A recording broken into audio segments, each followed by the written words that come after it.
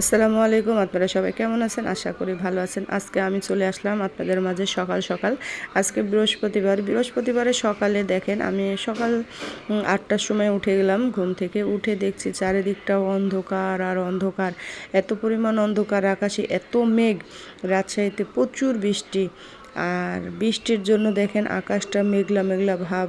রাস্তায় কোনো গাড়ি নেই, কারণ অনেক মেঘ ধরে আছে। হালকা হাওয়া দিচ্ছে ঝড়ের মতো।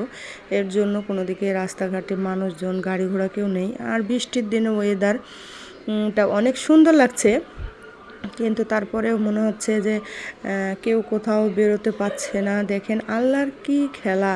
আল্লাহ এমন কিছু না পারে না, সব কিছু আল্লাহ পারে। এই ঝড়, এই বৃষ্টি, এই রোদ, আল্লাহর কি নিয়ামত!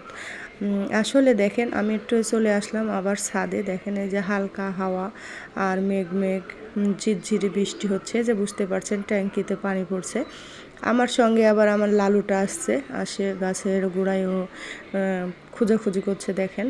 আর এই পাশে আমার পুঁই গাছ, আর ওই গাছটা হলো আমার কিন্তু শিউলি ফুলের গাছ। ইনশাল্লাহ আশা করছি এবার আমি শিউলি ফুল পাবো। আর শিউলি ফুল তো অনেক ভালো, কে কে পছন্দ করেন একটু বলবেন। দেখেন আকাশের ওয়েদারটা কেমন, কিন্তু আমার অনেক মজা লাগছে। আর এই ওয়েদারে ঝমঝম বৃষ্টি হবে, আর মনে হয় যে ভুনা খিচুড়ি, গরুর মাংস খেতে কি মজা না! এই যে ঝড়ের মতো হাওয়া দিচ্ছে, আমার তো অনেকই ভালো লাগে। আপনাদের কি ভালো লাগে একটু কমেন্ট করে জানাবেন।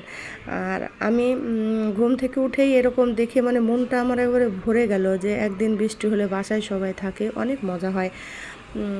এই যে আমার লালু শিউলি গাছের ফুলের পাতা খাচ্ছে। আর এত দুষ্টু লালু হয়ে গেছে, ও এখন বাসায় আদর ভালোবাসা পেয়ে একবারে বাদর তৈরি হয়ে গেছে, বুঝছেন? এর জন্য খুব ডিস্টার্ব করে। অনেক ভালো। সবাই কেমন আছেন জানাবেন।